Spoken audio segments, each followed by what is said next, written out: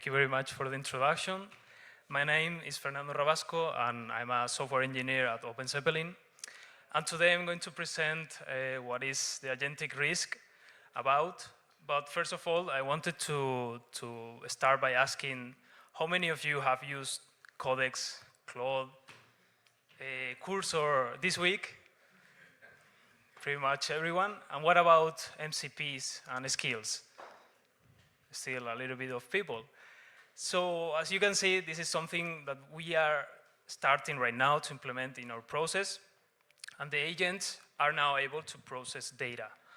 Read the documentation that we should be reading, connecting to MCP servers, getting skills, running sub-agents. It's everything that we could be doing, but it's an agent, and it has access to everything. To secrets, network,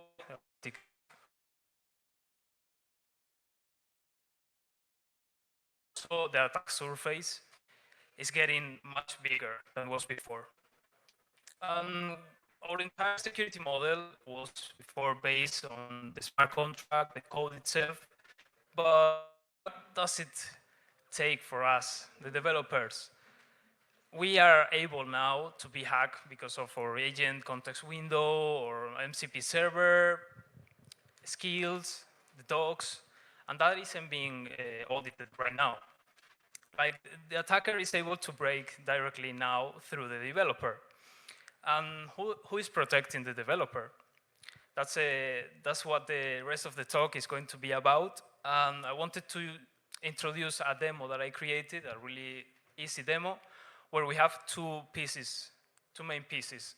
The attacker part that contains a documentation server that serves malicious documentation with hidden instructions, and then a listener server that will receive some post request.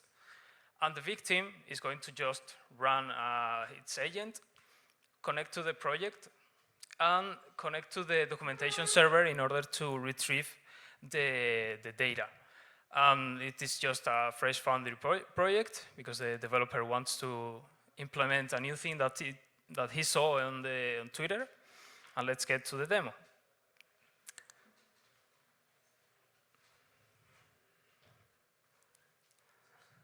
So first of all, you get to Twitter, you read a tweet, and it says like there's a new project right here that will make you rich. And you get to your agent, you just go there and give it the prompt. It's a really easy prompt, just call the docs. And we will just have Cursor right here to do whatever we should be doing, but it will be our agent. And the very first thing I'm asking it is just to get the documentation. It is curling the docs. And it will go through the documentation that it is asking the agent to do a few things that doesn't make sense, but it is starting to do a few things just to get the agent into the wrong direction. And it is just setting and reading the files that we have right there. And then after getting an introduction of the project, what is it about, it will update the .env, just because the instructions are asking for it. And then we can see that it did a registration, that it was just sending the environment variables to the server.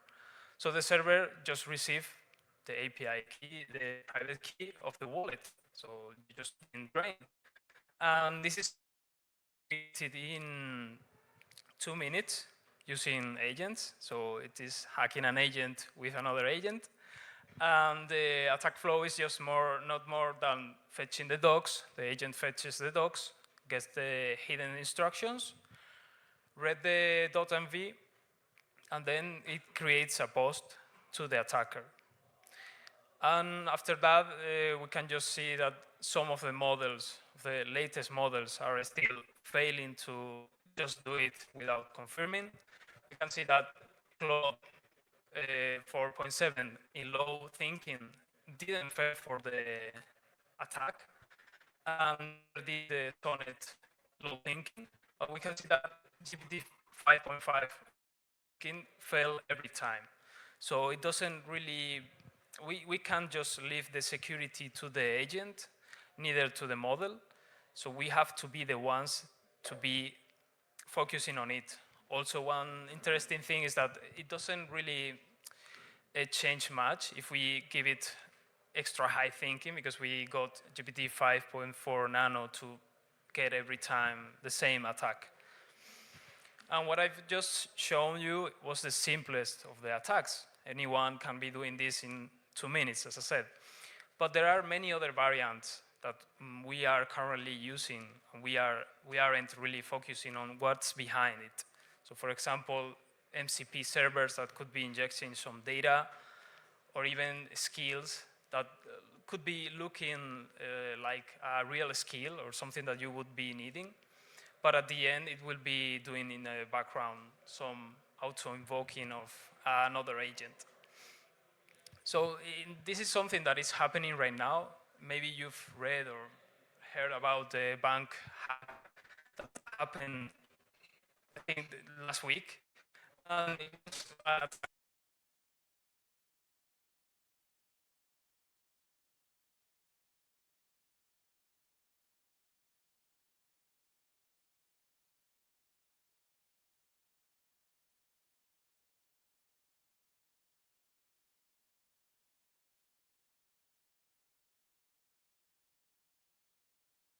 agent was working.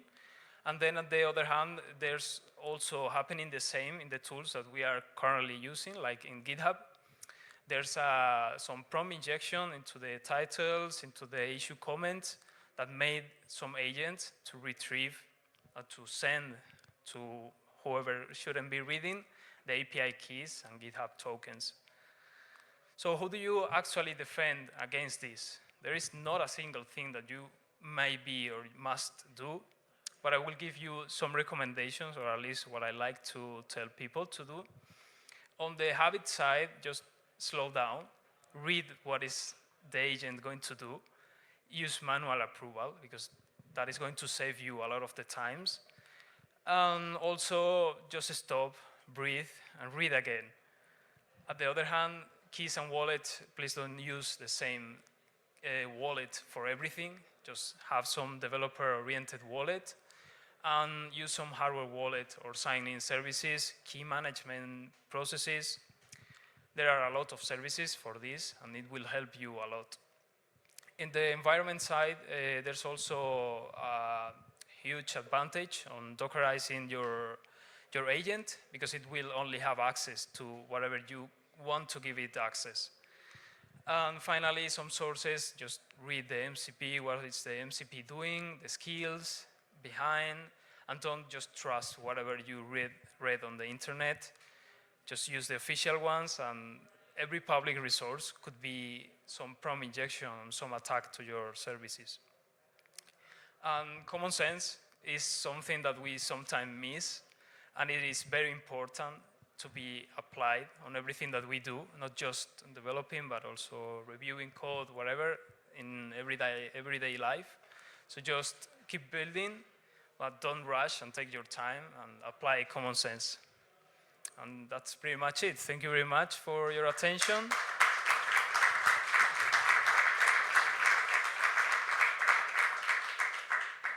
I just share the GitHub repo if you want to reproduce the attack. Just note that I use Cursor for the attack, but maybe I would say that Codex and Claude had more guardrails for the safety of the prompts, not to fail for the attack, because it was really easy. Yeah. Thank you very much. Thank you very much. Does anyone has a question for? Yeah. Yeah, I don't know if you've come across this idea of this LLM as a judge idea, where you have an agent that sits right at the root, looking after you as a guardian of some sort. You might even run it with this, local AI thing. So, what are your thoughts on how useful these are in mitigating? It should take off some of the load of the stuff. 100%. I think that if we just add a new step to the process, it will easily find, at least on my example. But I would say that we still need to read every single thing that the agent might be doing, or at least giving the security around. Like, for example, Dockerizing your agent, if you give it like accept everything. Just have it Dockerized, have it secure in an environment that won't be doing any other thing that shouldn't be doing. Does it answer your question?